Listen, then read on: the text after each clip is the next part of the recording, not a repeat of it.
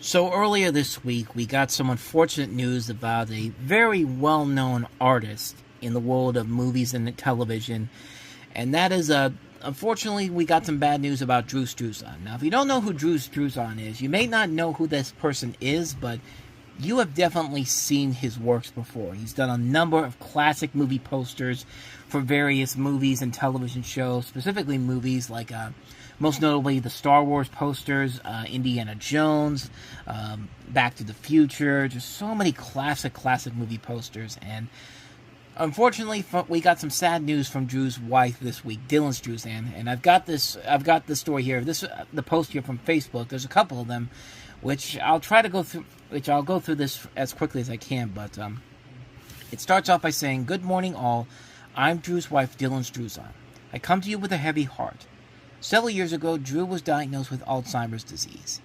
As you may know, the early stages are a slow progression of forgetfulness.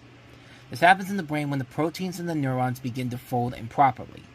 They are called toe tangles. Neurotransmitters can no longer transmit a thought. Think of it as a logjam. Forgetfulness is often what we think of when this disease is mentioned, the brain malfunctioning. As the disease progresses, the hippocampus seat of memory begins to fail. Think of all the things you've learned through life, simple things like how to stand, balance, how to walk, how to talk, and how to control your bodily functions, how to make decisions, how to do most everything we do. The hippocampus forgets. It has been said that this is the most vulnerable organ in the body. I can believe it. Some doctors believe the disease is reversible. For years, Drew and I have used the protocols that are supposed to, at the very least, arrest the forward momentum of the disease to no avail. His body has continued to decline. He is still in there, as they say.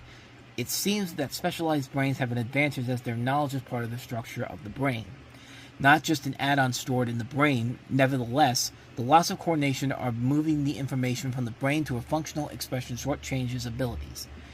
Drew can no longer paint or sign things for you.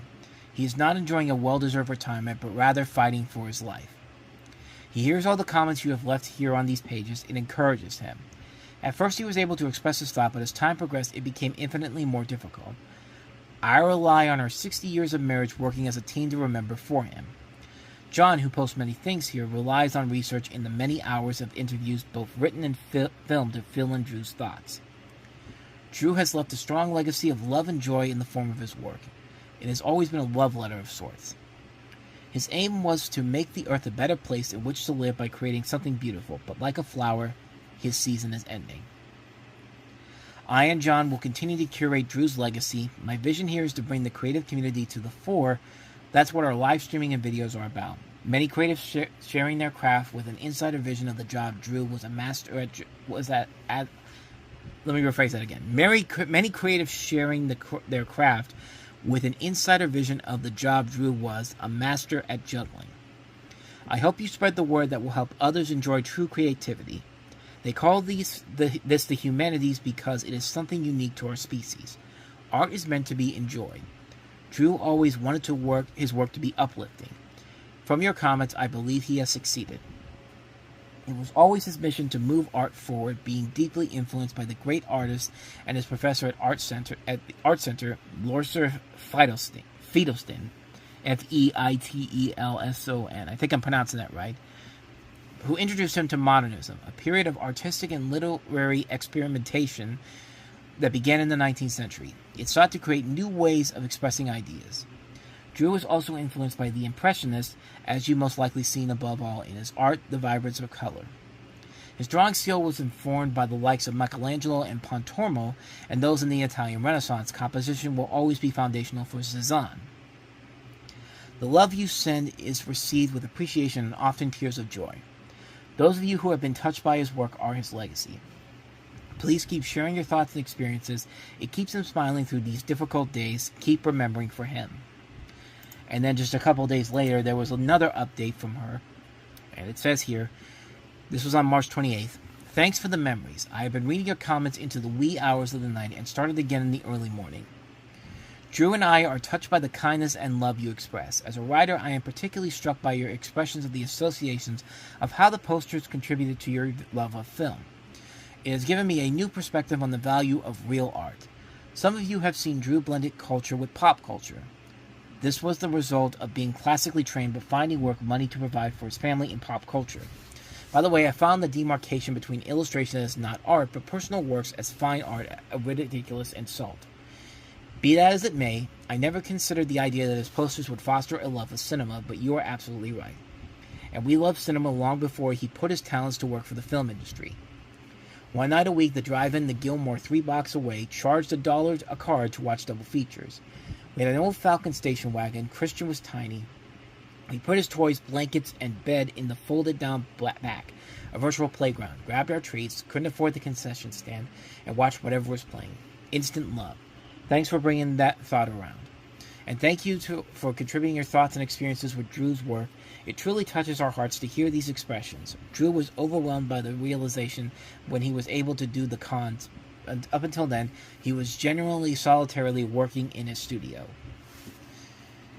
So yeah, there's some really great stuff in there from Drew's wife Dylan, and Drew Struzan is somebody that it's someone like me who's, I love movies. I love a lot of movies, and when I go back and look at those old posters of some of my favorite movies of all time, it's not hard. It's so easy to just go and look at the works of Drew Struzan and realize how special this guy really is as a poster creator, because man, he has created some legendary posters in his career, in his life. Like, he's created some memorable posters that are still very much etched in our memory banks even to this very day. No matter what it is, it could be the Indiana Jones movies, the Star Wars movies, the Back to the Future films.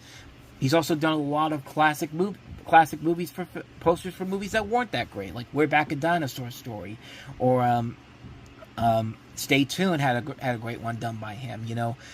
Like, I'm looking at a picture of all these. I'm looking at IMDb Awards pages of the Drew Struzan posters he did. And there's a ton of posters on here. I don't even think this is the complete list, but just so many classic posters on here that are just so incredible to look at. And I think there actually is a book out there that features all of Drew Struzan's poster designs here. If I can find it at a good price, I want to get my hands on it, but they're worth checking out. I mean, these are such incredible posters to take a look at and just really engulf yourself in the amazing abilities of what this guy was able to do with the way that he was drawing these posters.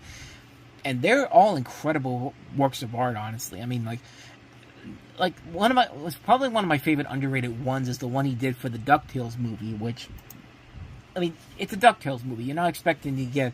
Disney probably was not expecting this to be on the same wavelength as something like, The Little Mermaid was. That is the summer before that. But just the fact that the guy put so much effort into that poster, and just the way that it looks, how impressive that looks. I'm so glad I have a DVD with that as the cover of it, because that's a great poster that I always love to have a copy of. I have a copy of it as a regular poster in this little poster book I bought whenever COVID happened. I was grabbing some posters off of eBay, and I was able to find that one on there for a real good price. And yeah, it's just incredible stuff to look at. I mean, taking a look at all these posters again, it's just like, this guy played a massive part of my life in terms of like my love of movies and all that, because he really does. These designs really do help elevate the movie loving experience. I mean, these are just posters that you see before you actually go into the theater, but this is the guy that makes posters look like an event with the way that he draws these, and it's just incredible stuff to look at. And I can't recommend this guy's stuff enough. If you can, is go on to IMP Awards and look up designers and look up artists, and then you can find Drew Struzan's work on there. It's definitely worth checking out. Or if you can find that book that I was talking about before. Let me see if I can find the title of it, because I've seen it before. I should have bought it beforehand, but I just never really got...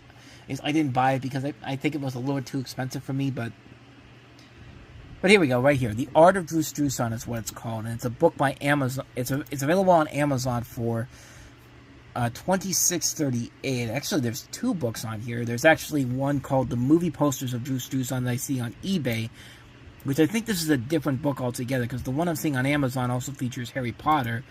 And let me see here. When did this one come out? That one, the one on eBay, came out in 2004. When did this one that I'm looking at here come out?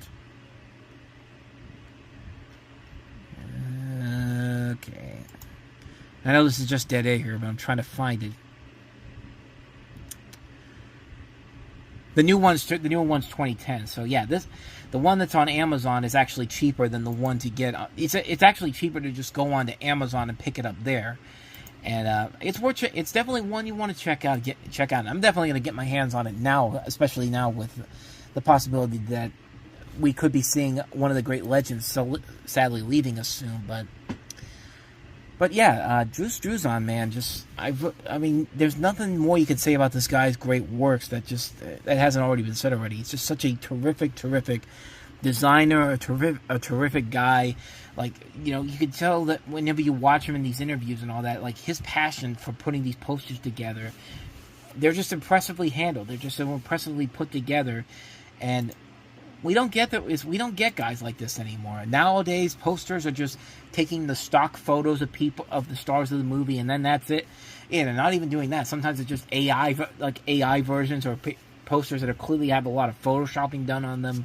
Like, we don't get this type of stuff anymore. So it's just a great piece of entertainment history that we're looking at here, that I'm looking at here, and you should definitely be looking at too. So I'm hoping for the best for Drew. I hope we're not seeing the end of a great legend here, but yeah, it's just sad to see what's going on with him, and I hope he gets well soon. You know, a lot of movie people who really love movies can be grateful of his amazing works that he's done, and yeah, we're hoping for the best for you, Drew, and hopefully